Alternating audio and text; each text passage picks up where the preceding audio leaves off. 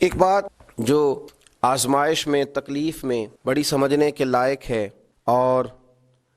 اس کے لیے بھی بہت ساری راہیں انسان کی کھلتی ہیں، اس کو بھی اچھے طریقے سے سمجھ لیں۔ کئی دفعہ زندگی میں ایسا ہوتا ہے کہ انسان پر مشکلات آتی ہیں تو وہ کوئی سبب اختیار کرتا ہے، کوئی تدبیر کرتا ہے تو اللہ اس کے لیے آسانی فرما دیتا ہے۔ بیمار ہونے والے نے دوا استعمال کی، مناسب پرہیز کیا، اللہ نے شفا عطا فرما دی۔ کسی جگہ کسی منزل پر سفر کرنے والے کسی شخص نے گاڑی حاصل کر لی، صحیح رستے کا آغاز کیا اور وقت پر سفر شروع کیا تو اس کی منزل آ گئی۔ بہت سارے انسان کو دنیا میں مشکلات کا سامنا ہوتا ہے، وہ اس کے لیے جب تیاری کرتا ہے، اسباب اختیار کرتا ہے، کوشش کرتا ہے دنیاوی طور پر، تو کہیں نہ کہیں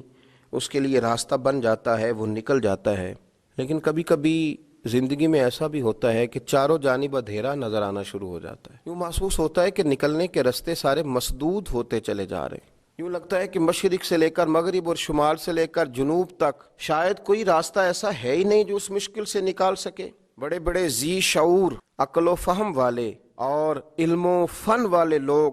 سر پکڑ کے بیٹھ جاتے ہیں، اور جب وہ پوری طرح سے تھک جائیں اور جب لوگوں کے علوم، فنون، گفتگو، لب و لہجہ، عقل، دانش، ٹیکنالوجی، سائنس، طاقتیں، قوتیں، اسلحہ، ہر چیز جواب دے جائے تو کیا مسلمان بھی خاموش ہو جائے؟ جب سب علم و فضل والے ہتھیار پھینک دیں اس وقت پھر کیا راستہ اختیار کیا جائے کہ راستہ بن جائے، آسانی ہو جائے، منزل کی طرف بڑھنے کے لیے سواری کا بندوبست ہو جائے؟ تو میرے رب کریم نے وہاں بھی اپنے بندوں کو مایوس نہیں فرمایا، بلکہ اللہ کریم نے فرمایا وَمَن يَتَّقِ اللَّهَ يَجْعَل لَّهُ مَخْرَجًا۔ سورہ طلاق کو دیکھیے گا، فرمایا جو اللہ سے ڈرتا ہے اللہ اس کے لیے نجات کا راستہ پیدا فرما دیتا ہے، اللہ ہر مشکل سے نکلنے کے لیے اسے راستہ عطا کرے گا۔ اب جب سارے راستے مسدود ہو جائیں گے تو پھر مسلمان کون سا راستہ اختیار کرے گا؟ وہ استغفار کا راستہ ہے، وہ توبہ کا راستہ ہے، وہ اللہ کی بارگاہ میں حاضری کا راستہ ہے۔ وہ پھر اس کے حضور عرض کرے گا کہ مالک ہم تو تھک گئے، پر تجھے نہ نیند آتی ہے نہ اونگ آتی ہے، تو رحمت فرما۔ پھر لوگ استغفار کریں گے، پھر اس کی بارگاہ میں حاضری دیں گے، پھر اس کو منائیں گے، اور جب استغفار کا راستہ اختیار کیا جائے گا تو رب فرماتا ہے یجعل اللہ مخرجا، میں ہر مشکل سے نکلنے کا راستہ عطا کروں گا، وَيَرْزُقْهُ مِنْ حَيْثُ لَا يَحْتَسِبُ، اور تمہیں وہاں سے روزی دوں گا کہ تمہارا گمان بھی نہیں ہوگا، تم نے سوچا بھی نہیں ہوگا۔ حضرت ابن عباس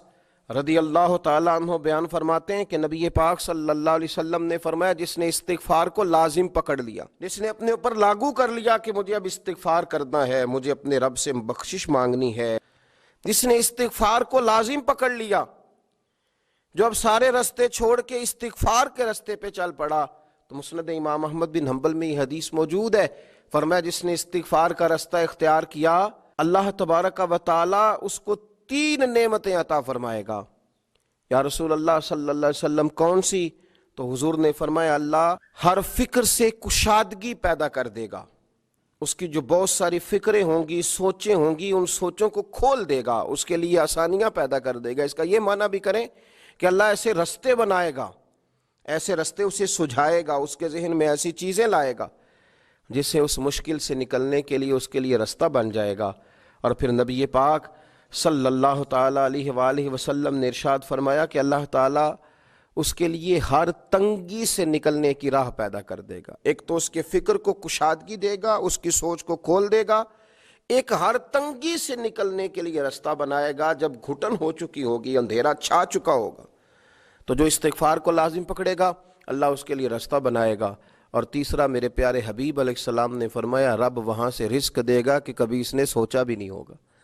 تو جو استغفار کو لازم پکڑے اس کی اللہ فکر کو کشادہ کر دے گا، اللہ تنگی سے نکلنے کا راستہ بنا دے گا، تو اللہ تبارک و تعالیٰ اس کے لیے وہاں سے رزق کا بندوبست کرے گا جہاں سے اس نے کبھی سوچا بھی نہیں ہوگا، واپس لوٹا جائے، استغفار کا راستہ اختیار کیا جائے۔ میں گزارش کروں گا امت مسلمہ سے کہ صبح کی نماز کے بعد بھی کثرت استغفار ہو، رات کو بھی کثرت سے استغفار ہو، اپنے رب سے معافی چاہی جائے۔ جب بندہ استغفار کرتا ہے تو مالک پھر رحمت کی برکھا برساتا ہے، پھر وہ کرم کے بادل برساتا ہے، پھر وہ آسانی کرتا ہے۔ امید ہے کہ جب ہم جیسے گناہگار ندامت کے آنسو بہائیں گے تو عرش کا مالک رحمتوں کے دروازے کھول دے گا۔ اللہ سمجھنے کی توفیق عطا فرمائے۔